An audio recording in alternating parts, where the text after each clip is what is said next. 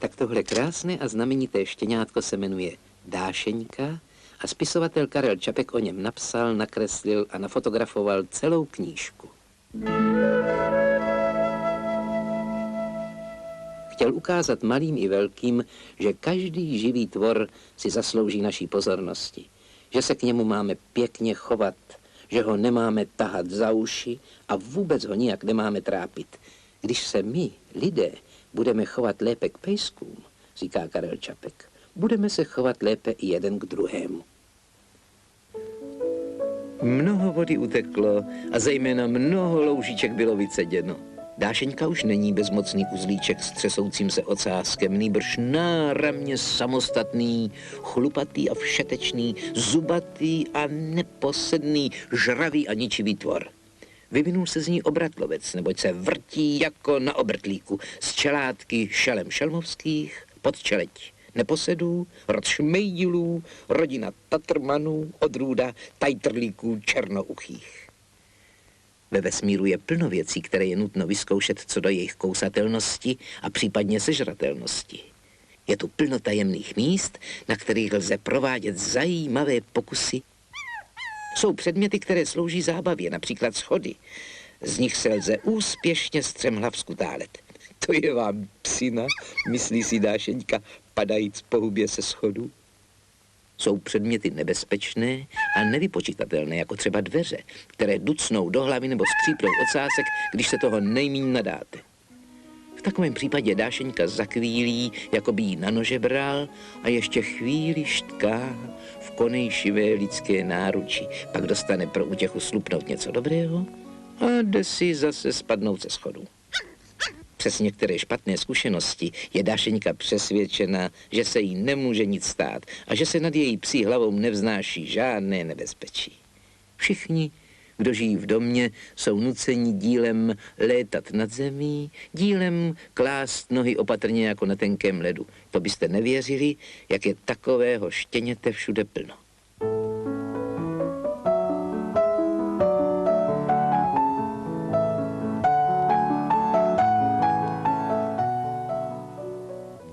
V ničem Dášeňka nepočítá se zlou vůlí a různými úklady a nástrahami tohoto světa. 3krát skočila po hlavě do vodní nádrže v zahrádce, protože jí prostě nešlo na rozum, že by ve vesmíru bylo něco, po čem se nedá báječně běhat. Načež byla teple zabalena a aby se z toho úleku zotavila, byla jí vyprávěna jedna moc pěkná pohádka.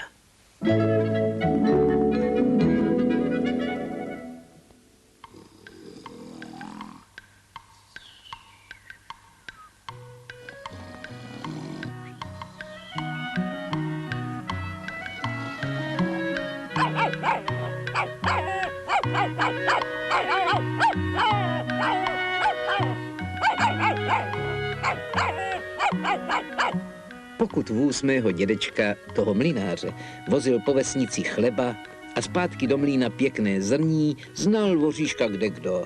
No, voříšek, řekl by vám každý, to je přece ten pejsek, co sedá na kozlíku a kouká, jako by řídil celý vůz.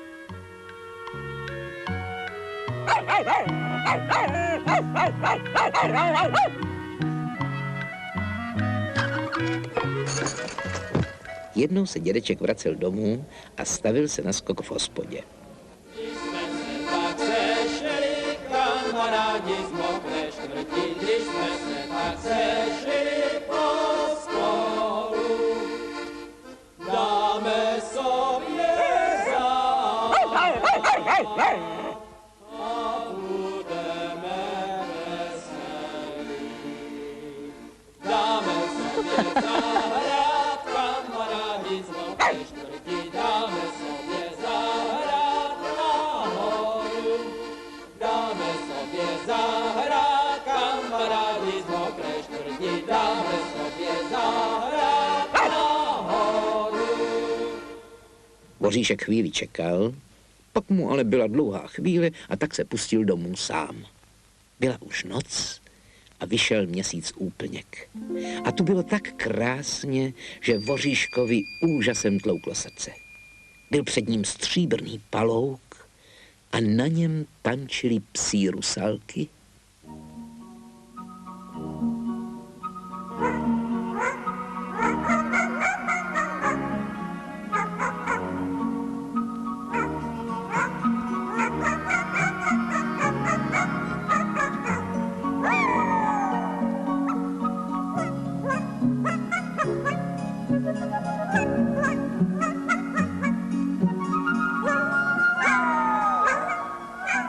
Voříšek dával dobrý pozor.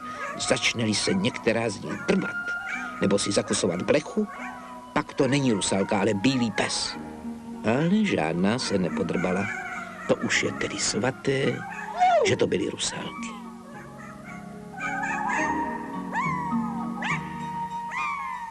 Když dospívali, lehli si kolem jakési vznešené psí stařeny.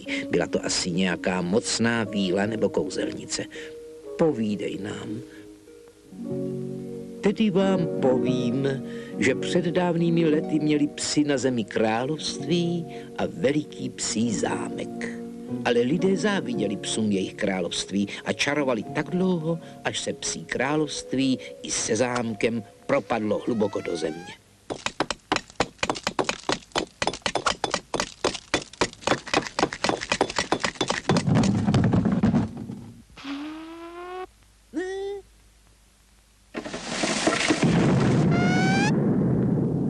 Ale kdo by hrabal na pravém místě, dohrabal by se do jeskyně, kde zůstal psí poklad.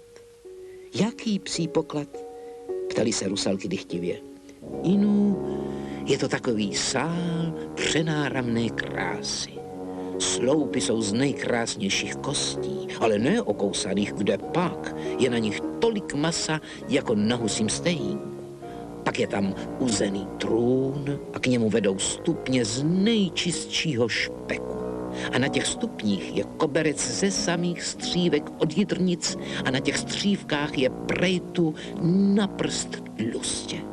To už nemohl voříšek vydržet. Kde je ten poklad? Haf, haf, kde je psí poklad? Ale v tu chvíli rázem zmizely všechny psí rusalky i stará psí víla. Nebylo tu nic než stříbrný palouček a kolem dokola stál les jako černočerná hradba.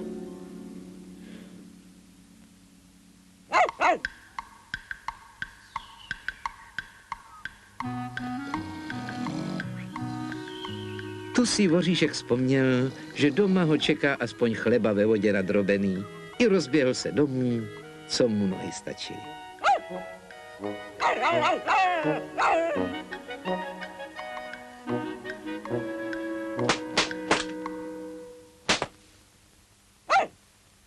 Tak, a teď už dobrou noc, Dášeňko. Ať se ti zdá o tom náramném psím pokladu.